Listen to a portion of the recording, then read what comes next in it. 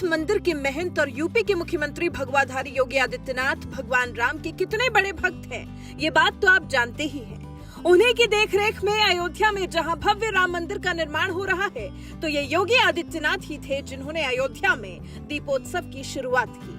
भगवान राम के ऐसे परम भक्त योगी आदित्यनाथ उनकी नगरी अयोध्या को सजाने संवारने के काम में तो जुटे ही हैं, साथ ही उस स्थान के लिए भी एक बड़े प्रोजेक्ट पर उनकी सरकार काम कर रही है, जहां कभी निषाद राज केवट ने भगवान राम, लक्ष्मण और माता सीता को अपनी नाव से नदी पार करवाई थी।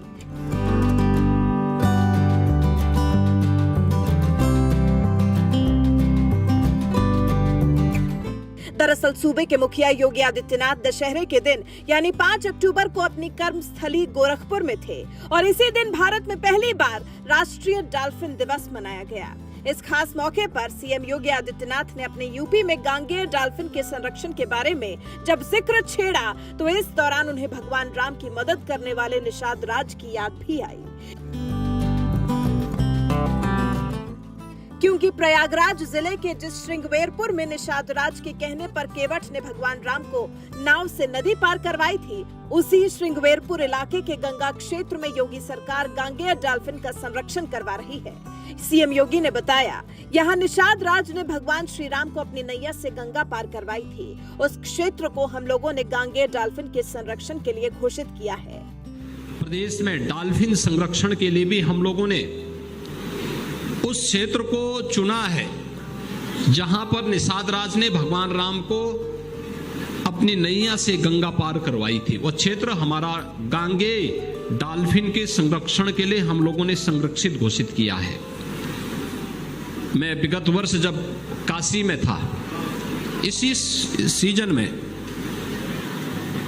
वहां पर मुझे देखने को मिला डॉल्फिन फिर से गंगा में दिखाई दे रहे थे। डॉल्फिन फिर से गंगा में दिखाई दे रहे हैं और काशी के पास, मिर्जापुर, प्रयागराज के पास डॉल्फिन फिर से दिखाई दे सकते हैं, हम देख सकते हैं।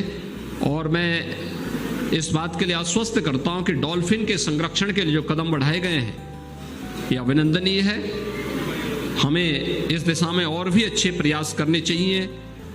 यहां पर जो अच्छे कार्य हो रहे हैं उसको और गति देने की आवश्यकता है।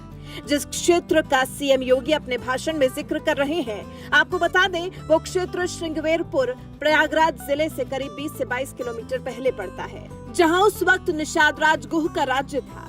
यहीं पर गंगा के तट पर भगवान श्री राम ने केवट से गंगा पार उतारने को कहा था, जिसके बाद केवट ने अपनी नाव से श्री राम, माता सीता और लक्ष्मण को गंगा नदी के उस पार पहुंचाया था।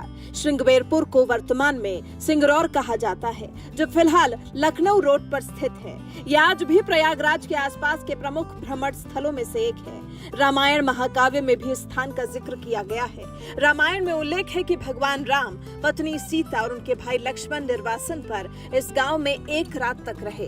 ऐसा कहा जाता है कि नाविकों ने उन्हें गंगा नदी पार करने से इनकार कर दिया था। तब निषाद राज ने खुद उस स्थल का दौरा किया जहां भगवान राम इस मुद्दे को सुलझाने में लगे थे। उन्होंने गंगा पार कराने से पहले श्री राम से उनके चरण धोने का आग्रह किया। इस पर राम ने अनुमति दी और इसका उल्लेख भी है कि निषाद राज केवट ने गंगा जल से राम के पैरों को धोया और उनके प्रति अपनी श्रद्धा के कारण उस जल को पिया भी था।